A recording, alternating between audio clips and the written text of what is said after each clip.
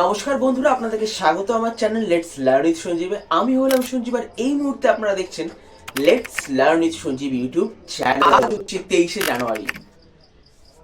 আজকের ঠিক এই দিনটাতেই আমাদের সকলের নেতা, সকলের প্রিয় নেতা নেতাজি সুভাষচন্দ্র বোস জন্মগ্রহণ করেছিলেন।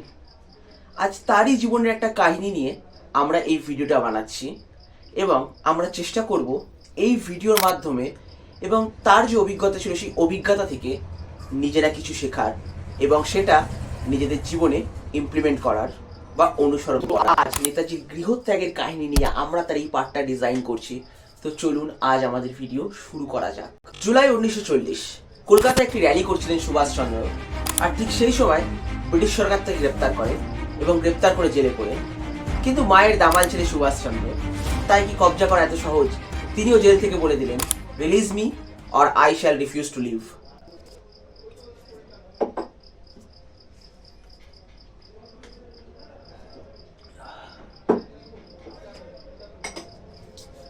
এই সময় নেতাজি ব্রিটিশ সরকারকে সরাসরি জানিয়ে দিলেন, আমায় রিলিজ করো, অন্যথা আমি আমার এই জীবন রাখবো না। সপ্তাহখানেক ব্রিটিশ সরকার এ বিষয়ে রাজি হয়নি, কিন্তু ধীরে ধীরে নেতাজির শরীর খারাপ হতে শুরু করে এবং তিনি অসুস্থ হয়ে পড়েন। ঠিক তারপরেই নেতাজিকে তার বাড়িতে পুলিশ নজরদারিতে রাখা হয়। এই গৃহবন্দী থাকার সময় নেতাজি ঠিক করেন যে তিনি জার্মানিতে যাবেন এবং জার্মানদের থেকে সাহায্য চাইবেন এবং জার্মান সাহায্য নিয়ে তিনি ব্রিটিশ শাসনের বিরুদ্ধে রুখে দাঁড়াবেন। এর জন্য তিনি পাঞ্জাবে অবস্থিত একটি communist organisation communist movement of পাঞ্জাবের সাথে যোগাযোগ করেন এবং সেখান থেকে আমাদের নেতাজি জানতে পারেন যে তিনি আফগানিস্তানের পথ হয়ে সোভিয়েত ইউনিয়ন যেতে পারেন এবং সোভিয়েত ইউনিয়ন হয়ে জার্মানি। 16 জানুয়ারি 1941 রাত 1টা। সারাটা শহর যখন নিদ্রায় ছিল, ঠিক সেই সময় নেতাজি সুভাষচন্দ্র বোস তার ভাইপো শিশির বসুকে সঙ্গে নিয়ে শহর ত্যাগ করল।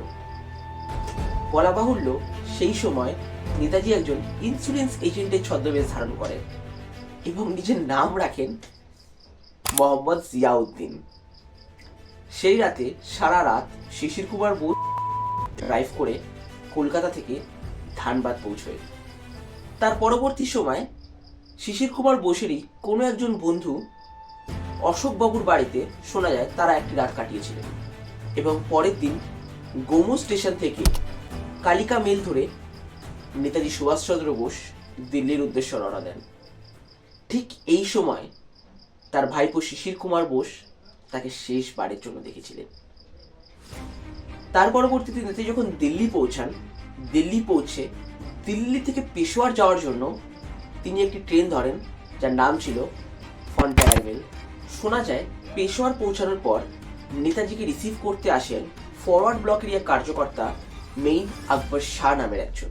তারপর তিনি ভারতবর্ষের সীমানা অতিক্রম করার জন্য একজন বোভা পাঠানের ছদ্মবেশ ধারণ করেন, কেননা শোনা যায় সেই জায়গার যে ভাষা ছিল সেটা নাকি নেতাজি রপ্ত করতে পারে। তারপর তিনি আরও একজন ফরওয়ার্ড ব্লকের নেতা ভগৎ রাম তালওয়ারের সাথে আমাদের ভারতবর্ষের সীমানা অতিক্রম করেন 29শে জানুয়ারি 1941। কিন্তু অফিসিয়ালভাবে নেতাজির গৃহত্যাগের খবর বাইরে আসে 27শে জানুয়ারি। সে সময়ের আনন্দবাজার পত্রিকায় এই খবরটা প্রকাশিত হয়েছিল। ব্রিটিশ সরকার এটা জানার পরেও নেতাজিকে আর কোনো দিন ব্রিটিশ সরকার ধরতে পারেনি। এরপর শোনা যায় নেতাজি সোভিয়েত ইউনিয়ন হয়ে তিনি জার্মানি পৌঁছেছিলেন। এই ঘটনা নিয়ে না হয় ভিডিও অন্য কোনো একদিন বানাবো। তো এটাই ছিল নেতাজির গৃহত্যাগের ছোট্ট একটা কাহিনী, যেটা আমরা আমাদের ভিডিওর মাধ্যমে তুলে ধরেছি। ভিডিওটা ভালো লাগলে লাইক, কমেন্ট এন্ড শেয়ার করবেন। দেখা হচ্ছে আপনাদের সকলের সাথে পরের ভিডিওতে। নমস্কার।